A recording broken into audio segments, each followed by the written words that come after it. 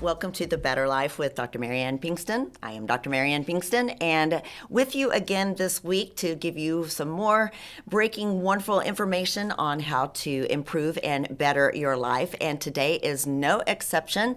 I have some poor soul out in California waking up early to be on with me today, and I have Dr. Eric Maisel, who I am pleasantly surprised to have on the show. He's got a doctorate in counseling psychology and a long bio, as long as my leg. I'm going to let him go over that a little bit. Very esteemed, more than 50 books published. I need, Dr. Maisel, I need to know how you did that. I would love to accomplish that. Welcome to the show. I'm glad to have you on. Thanks, Marianne. It's lovely to be here. Call me Eric, of course, please. And how do I write 50 books? I get up every morning and work on a book. There you go. You just spend a lot of time doing it. So yes, I've tried starting one, and that was probably about 6 months ago. I'm still starting it, so we'll get there one of these days. Before we go anywhere else, let me just tell the folks out there who are trying to do any kind of creative work that the secret is daily practice. The secret is to not miss days. Yeah. Because as you know, you miss a few days and suddenly weeks, months, and years disappear. Yeah. That's the way it goes. It does.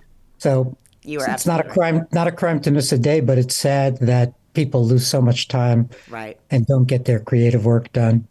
And that's the important thing in life is your creative work. And, we get up in our everyday, 9 to 5 or sometimes more than 9 to 5 work and families and get bogged down in things. And we kind of forget our creative side. And I think that is the spice of life. And we don't really get that until we're, kind of toward the later years. And I think it's such a shame.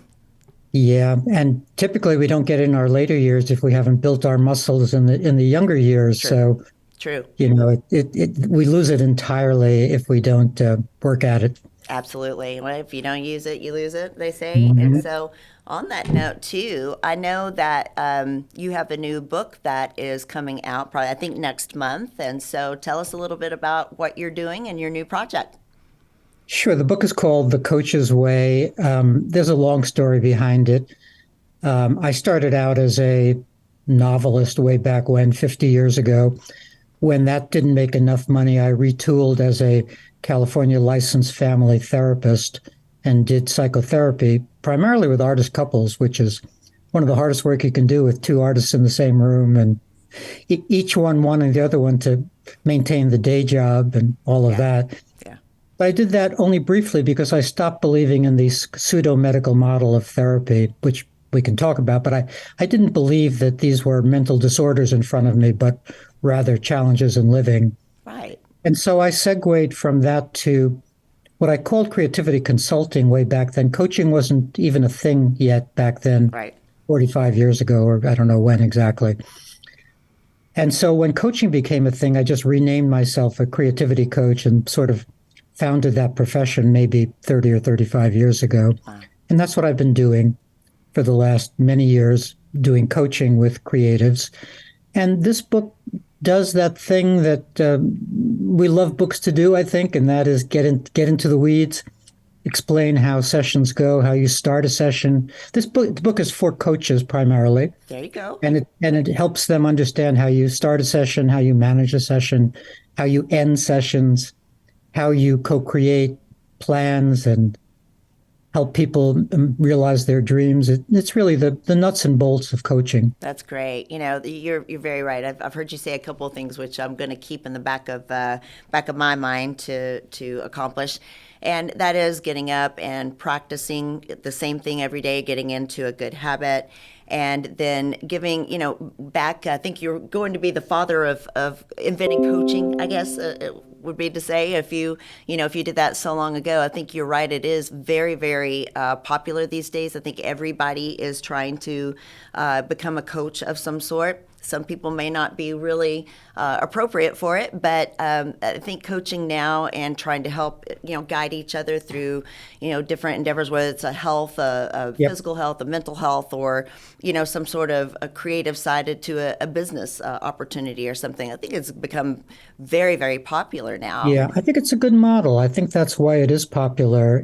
And it's not an expert model like real medicine is an expert model. You kind of need to know something in real medicine.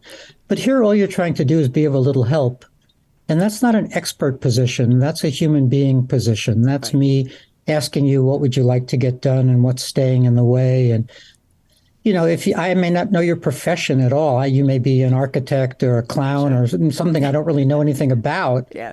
And so it's not that I have expert knowledge about who you are or what you're doing. It's that I know how to ask you certain kinds of questions and how to listen, and sort of what therapy really is, as opposed to what it claims to be, which is the diagnosing and treating of mental disorders. That's a fancy name for what actually goes on, which is really just listening and responding. Right. They're Right. very similar, I think. In session, I think therapy and coaching are very similar, Right. except that Hmm. the therapist looks at the past a lot more, and coaches want to look into the The future future. and into the Very present and the future. Gotcha. That's very well said. And so, in the coaching therapy world, and that's what I taught to patients about. I think most people I try to encourage to do some sort of counseling therapy, but that has such a stigma to it, I guess, that I have called it now more life coaching. Yeah. And, yes, we have to dig into the past because we have learned some coping skills that probably don't serve us very well. It helped us to survive. But in order to look forward, we need to make some adjustments and try to behave differently, or like I say, use those Yep. coping skills differently. And so you're right. Yeah, and that isn't much the model anymore. The therapy model has, as you know, has gotten replaced by the psychiatric model, by the pill model, Yes. where Unfortunately. I give you if I'm a psychiatrist, I spend 17 minutes with you and go through a checklist and give you a label. I don't think it's a real diagnosis because no tests are run or anything. It's really a label. I give you a label. Right. You say you're depressed. I repeat that back to you. You're depressed. Right. And we go right to antidepressants. So I think people who are looking for help in the pseudo-medical world of psychiatry and therapy, they're not being that well served nowadays, I don't think. Absolutely. And that is true in so many aspects, not just the psychiatry side. You look at cholesterol, here's a pill. Don't eat right. Don't make your lifestyle Exactly. adjustments. Just take a pill, right? And I think it's true all over. And that's become very, very frustrating now in my practice, especially over the last few years with COVID. And I know that we have had a lot of change to our attitudes and approach to each other and relating to each other. Yep. I know I feel like we have all developed some sort of PTSD, so to speak, over the difficulties that, of losses and griefs and things that we've had to Yep. manage and illness. So it's been And interesting. there's no pill for that. There isn't. What especially disturbs me is the way that kids who have no voice and things are being given so many different Absolutely. chemicals. I'm not going to Thank call them medications, but they would be medications if there was a real illness involved, but there's no real illness involved. Absolutely. It's really behavior control and Absolutely. social maneuvering. If I, So, somebody needs to advocate for the millions and millions of so-called ADHD kids or ODD kids or yeah.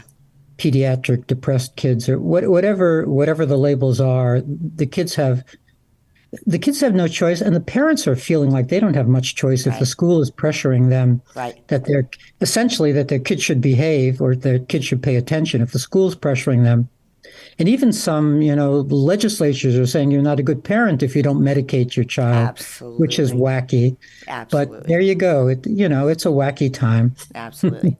This is you've hit kind of a passionate note in me on that one. I spend a lot of time with my families and kids on this. As a family practitioner, I get to do just about everything. I see all the, stages of life and what people are going through, but I love my kids. And, I've always wondered how at this point we can, because it says in the DSM criteria says that, you can't diagnose bipolar disorder until, close to the age of 20 or just into their early 20s. Yeah. And yet we have 7-year-olds on a Abilify or other, mood Yep. mood disorder medications. And I really think that their brains are not well developed. I also think that there's a lot in the environment causing a lot of neuroinflammation, and that these affect children and their behaviors. And again, they are getting pressured. And for somebody like me who can spend 15 minutes with the patient, for some clinics it's 10 minutes with the patient, Yeah. to go through their whole entire life and try to figure out, their discipline, the way the parents discipline, and What's changed? What's right, changed recently? If they used to have their own room and now they're sharing a room with a sibling. There's so right, many things that go on that affect human beings, and who has a chance in 15 minutes to actually get at what's affecting the person across from them? absolutely, It's not. absolutely, It's not really. It's not a fair model. It's not a fair model if it's the not. goal is to understand what's going on. And as you know, that isn't the goal in most of psychiatry and psychotherapy. It isn't the goal to know what's going on. That's why the DSM is silent on causation. Right, Kind of crazy if like a physician's desk reference had nothing to say about what's causing things. right, It's a very odd idea to be silent on causation, but it's silent on it because it's not actual diagnosing. right. It's just supplying of a label. That is put so well. Thank you. I've never been able to verbalize it in my head that way, but you nailed it. That is absolutely true. And not that all medication is horrible. There's a time and a place for things, but I think it is too easy as a go-to because we have so limited time and resources, and the pressures from the schools or even the parents sometimes. And I think it's just too quick to go to. If they need it, fine, we can work on that. But I really feel like there's a lot more time to Yeah. be spent in And counseling and many of these therapy. things are gateway chemicals Right. that are hard Right. to get off of over time, True. and that do open the door to a lifetime of being stuck on one chemical or another. So it's not just that the chemical may not be doing the job it's supposed to be doing, but that its side effects are really pretty terrible. True. Absolutely. And, I think children these days, I think about my childhood, I was out until 10 o'clock at night on a bicycle, Exactly. blocks and blocks from home at a very young age. I mean, the world was safe. We didn't have social media and all. And so I think children by far have it way more difficult. Absolutely. I have to share an anecdote. It's just something that passed through my mind the other day. I grew up in Brooklyn. And all summer, my friends and I would be on our bicycles, and we'd go all the way to Queens, which is a long ways. And I was just wondering the other day how in heck's name we got back, Right. because we had no maps. I don't know if it was like being No a Google home. Maps. No Google, no apps. We must have been homing pigeons or something to spend the whole day riding miles and miles and miles and then figuring out how to get home because there was no single road back. So it was just a funny memory of exactly You're so that kind right. of free and easy childhood, being out all day, Right. all night in the summer with the fireflies till Right. midnight. Yeah. Absolutely. Yeah, that is something I truly had wished that my children could have experienced because it was wonderful. But I think we had a huge storm 2 or 3 years ago here for wintertime. It snowed 7 inches twice in 1 week. That's insane. It never happens in San Antonio, Texas. And we lost internet service and all. My children needed to go pick up a cousin, several miles away, had no idea how to get there. And I told them, I said, well, you go to this house and there's the purple dog there and you take a left and then you go to the corner here. And they're like, You were speaking Greek. Yep. yeah. And so Yeah. all of those things it's a lost art, absolutely. And I fear at some point we're going to have to go back to that, and my fear of technology and I feel Things we'll we have to get go. things we get so much calmer if we could get back. We can't get back there, but No. right now we have all of this fractured energy, with posts and tweets and texts, and hard not to be, so to speak, ADHD or one of these Absolutely. things. Instant gratification galore, and just my kids get upset if the Amazon is not going to be there in the next 3 hours. Like, whoa, what happened? Yep. It's really taking a toll on us. And so in that we're going to come up on the break. I told you it would go really fast, but we're going to come up on the break in just a few minutes. I would love for people to be able to look for you and find your information and writings and all. You've got a great website. So can you give us some information about how to find you? Sure. The main way is my website, ericmaisel.com, EricMaisel.com. I'm also the lead editor on something called the Ethics International Press Critical Psychology and Critical Psychiatry series. And if people are interested in what we were chatting about in the areas of critical psychology and critical psychiatry, I have several books out in that series. I'm the lead editor on that series. And the newest one is Deconstructing ADHD. If you kind of don't believe in ADHD, this is the book for you. Gotcha. That's great. And I am going to have all of your information on my site as well. So you will be highlighted. I've got a brand new website that should be out in the next couple of weeks. Cross your fingers. But I'm going to have you highlighted on that and all this information very gladly. And I know people can, let me tell you where to go, though. If you'll go to drpbetterlife.com, all of that information will be there under guest highlights. You can also find all of the links to YouTube and to iTunes, Spotify, whatever, podcast platform you use. I am on there.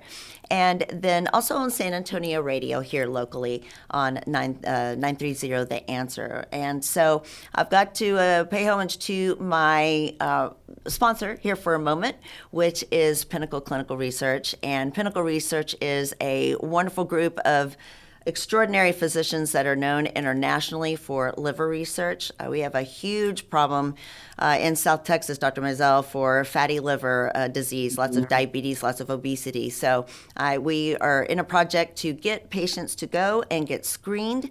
People can go to pinnacleresearch.com and sign up for a free FibroScan. It takes just a few minutes. I did it. It's painless, it's quick, and it's free. So we definitely want people to go to pinnacleresearch.com.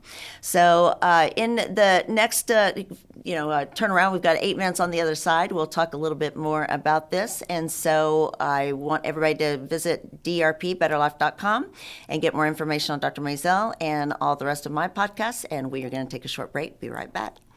Fatty liver is linked to two different situations, alcohol and diabetes or obesity. In both cases, patients can have no symptoms. In the United States, and in particular, Texas, the most common cause of liver disease in general is non-alcoholic fatty liver. Again, associated with overweight, obesity, and or diabetes. Additional risk factors include high cholesterol, high blood pressure, Hispanic ethnicity, and postmenopausal status. At Pinnacle Clinical Research, we offer a quick, non-invasive ultrasound-based screening assessment called FibroScan. This test is done at no cost to you, and we do not take insurance. The test will measure the fat and stiffness in your liver and stage your risk and development of fatty liver disease. You will meet with a provider immediately following your scan to go over your results. If you're interested in getting more information on your liver health, please call 210-982-0320 and schedule your FibroScan today. We are conveniently located in the Medical Center at 5109 Medical Drive.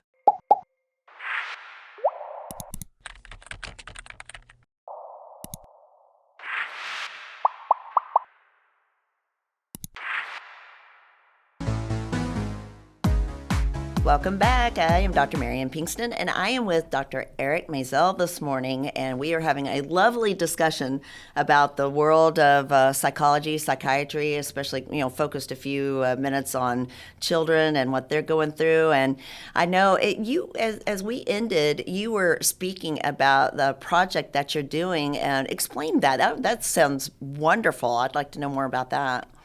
Well, there are folks who don't believe in the psychiatric model, in the DSM model. And we have sort of three names. We haven't settled on a name. It's critical psychology, critical psychiatry, or anti-psychiatry. Yeah. And I'm doing a big series for a press, Ethics International Press. And the series is about critical psychiatry, what's wrong with the current paradigm. 3 books in that series have come out so far. One is Critiquing the Psychiatric Model. Yeah. One is Humane Alternatives to the Psychiatric Model.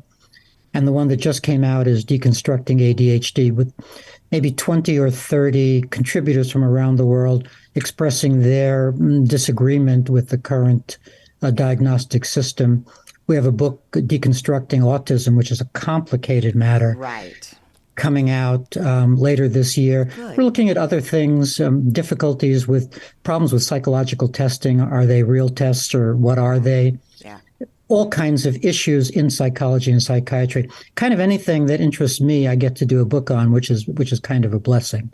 Yeah. So I'm enjoying that position of getting to look at these subjects that interest me. That's great. And I love that because I do believe that we have isolated ourselves into a pharmaceutical world and, like you say, just simple labels that really don't apply anymore. Our world has changed since all these labels, have come out, or diagnosed, whatever you want to call them. I agree with you in labels.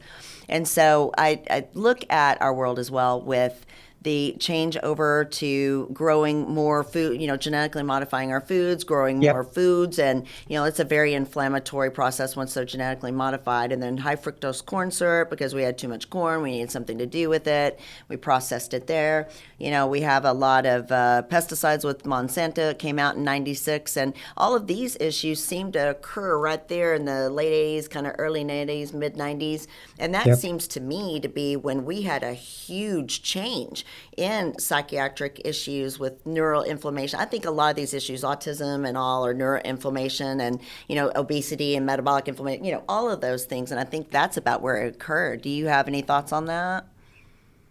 Not precisely there. I agree. What came up for me was the way in which we have to be watchdogs and whistleblowers, even though that's not particularly comfortable. And whistleblowers and watchdogs don't tend to do very well in real life. Yeah. There's a lot of pushback. But the folks in charge of the DSM, the American Psychiatric Association, they want to keep generating these labels for professional and profitable reasons. And somebody has to watch out. They recently wanted to make grief a mental disorder. If after X number of days you're still grieving the loss of your child, now you're supposed to go on to medication. And there are there's lots of attempts at now looking at that you might be mentally ill down the road. Look at giving kids, especially whose parents have been diagnosed with depression, antidepressants before they themselves are depressed, just in case one day they might be depressed.